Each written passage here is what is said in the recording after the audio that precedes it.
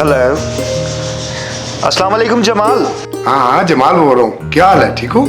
ठीक हूँ यार, मैं इस महीने की रकम भिजवा रहा हूँ, उसे अपनी भाभी तक पहुँचा देना। फिक्र ना करो, इंशाल्लाह कल मैं रकम पहुँचा दूंगा। बहुत शुक्रिया यार, तुम हर माह मेरे घर रकम पहुँचा देते हो।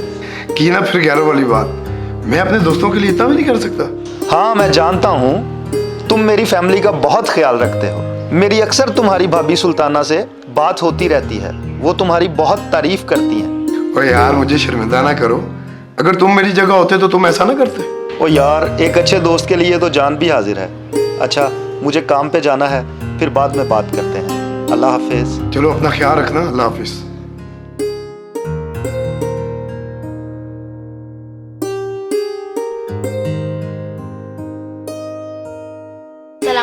वालेकुम सलाम। इमरान बेटा कैसे हो? मैं ठीक हूँ। बेटा तेरा मामा को बुला दो। वो आप अंदर आ जाए। नहीं बेटा, मैं जरा जल्दी में हूँ, आप अपनी अम्मी को भेज। अम्मी, जमाल अंकल आए हैं। जमाल, आप बाहर क्यों खड़े हैं? अंदर आ जाए। नहीं भाभी, मुझे जरा जरूरी काम से जाना था, मैं बस आपको पैसे देने आया था। ये आप पैसे पकड़े, मुझे एक जरूरी काम से जाना है, तो ठीक है अभी।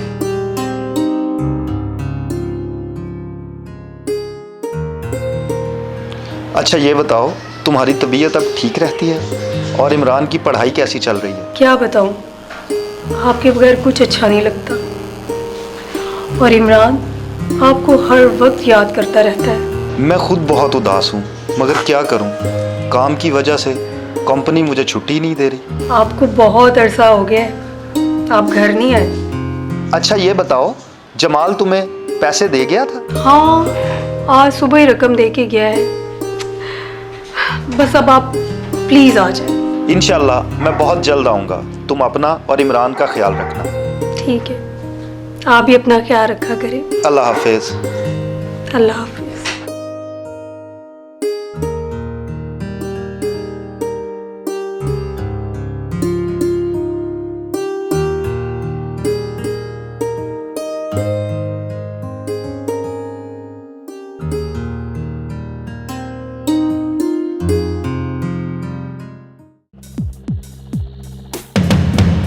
खैर वो अमीर को कितने फोन कर रहा, उसका फोन क्यों नहीं लग रहा?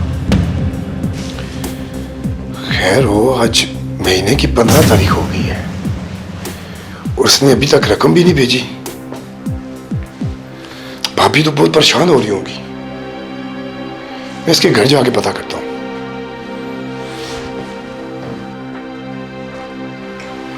अस्सलाम वालेकुम भाभी। वालेकुम अस्सलाम। अच्छा हुआ आप आ गए, मैं तो बहुत परेशान थी। पिछले 2 हफ्ते से हमीद का फ़ोन भी नहीं आया। आपकी हमीद से कोई बात हुई? इसका मतलब यह है कि हमीद का भाभी से कोई राब्ता नहीं। फिलहाल मुझे इनको तसल्ली देनी होगी। घर का खर्चा इनको दे देता हूँ और बाद में हमीद मुझे दे ही देगा। देखिए भाभी, आप फिक्र ना करें, सब ठीक है। ये रकम हमीद भाई ने मुझे आपके लिए भेजी थी और आप परेशान ना हो। मुझे लगता है वो इन दिनों काम में कुछ ज़्यादा ही बिजी हो गए हैं। शुक्र है, मैं तो बहुत परेशान थी। इस परेशानी के आलम में मैं आपको चाय पूछना भी भूल गई। आप बैठे, मैं आपके लिए चाय लेके आती हूँ। नहीं नहीं, चाय रहने दें। मुझे लगता है हमीद भाई अपने काम में कुछ ज़्यादा ही बिजी हो गए हैं, तो आप फिक्र ना करें। आपको किसी भी चीज़ की ज़रूरत हो आप मुझे फ़ोन करें। अभी मुझे काम पे जाना है, मैं चलता हूँ। शुक्रिया।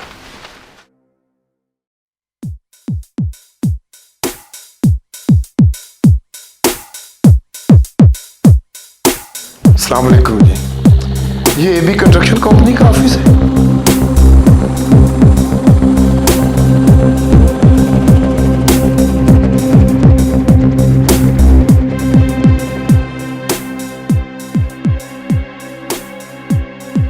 ये आप क्या कह रहे हैं?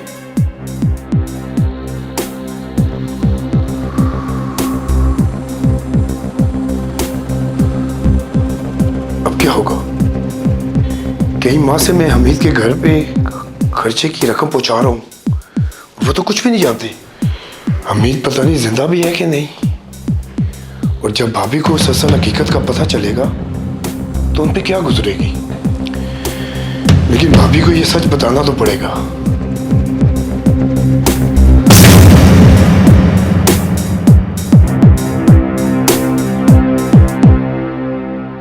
3 महीने गुजर गए, मेरा हमीद से कोई राब्ता नहीं, मगर वो हर महीने पैसे भेज देते हैं।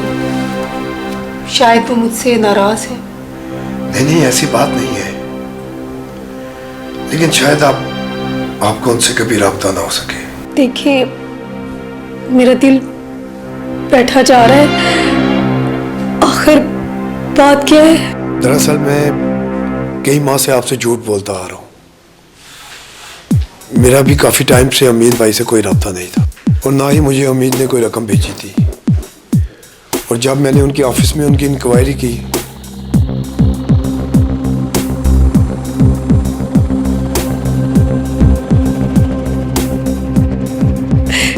ये क्या हो गया?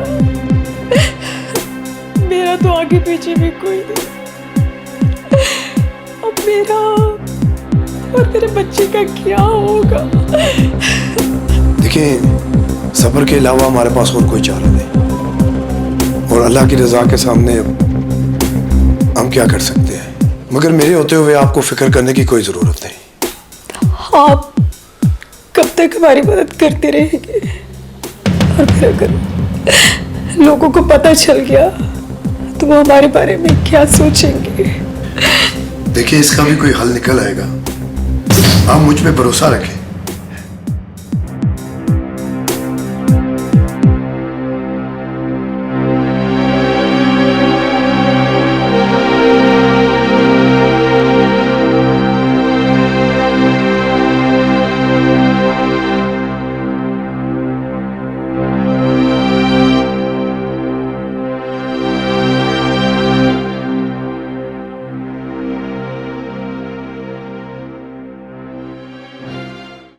आओ हमीद साहब। जी अस्सलाम वालेकुम। वालेकुम सलाम। हमीद अली साहब, अल्लाह ने आपको दूसरी जिंदगी अता की है। आप अस्पताल में 1 साल से कोमा में थे। अल्लाह का शुक्र है, अब आप सेहतमंद और बिल्कुल होशो ख्वास में हैं। मुझे तो कुछ पता ही नहीं ये कब और कैसे हुआ था। हमीद साहब, कंपनी ने आपके अस्पताल के तमाम बिल अदा कर दिए हैं। आपकी 1 साल की तनख्वाह, बोनस और एक हादसे की वजह से कंपनी ने आपको एक माकूल रकम देने का फैसला कर लिया है। शुक्रिया सर। और हाँ, आप अपनी जगह पे दोबारा काम कर सकते हैं। मेरा अपनी फैमिली से बिल्कुल कोई राब्ता नहीं। क्या मुझे कुछ दिनों की छुट्टी मिल सकती है? क्यों नहीं, छुट्टी के साथ कंपनी आपको आने जाने का टिकट भी देगी। जी बहुत शुक्रिया। मैं बहुत जल्द आगे दोबारा ज्वाइन करता हूँ और अपना काम संभाल लूँगा। अल्लाह हाफिज़। Okay, best of luck.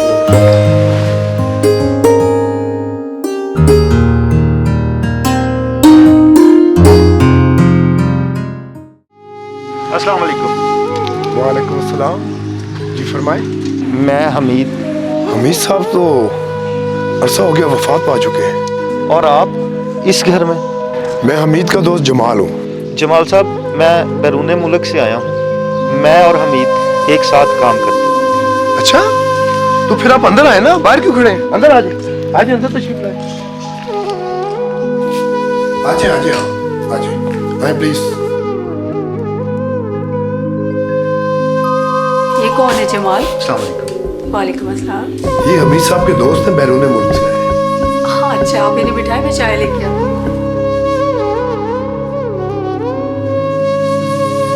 आप हमीद के दोस्त हैं, मगर इस घर में कैसे? हाँ, अब मैं यहीं रहता हूँ।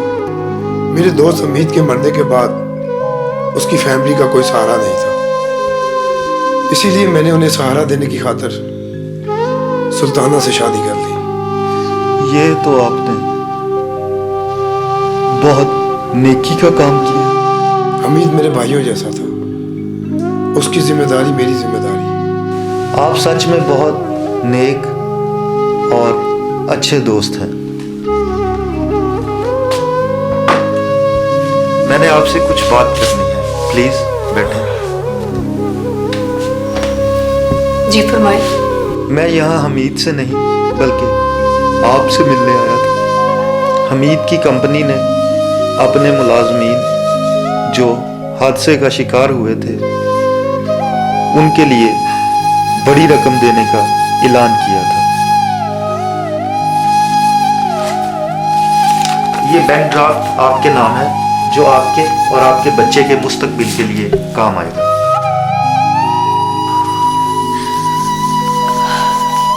आपका बहुत शुक्रिया,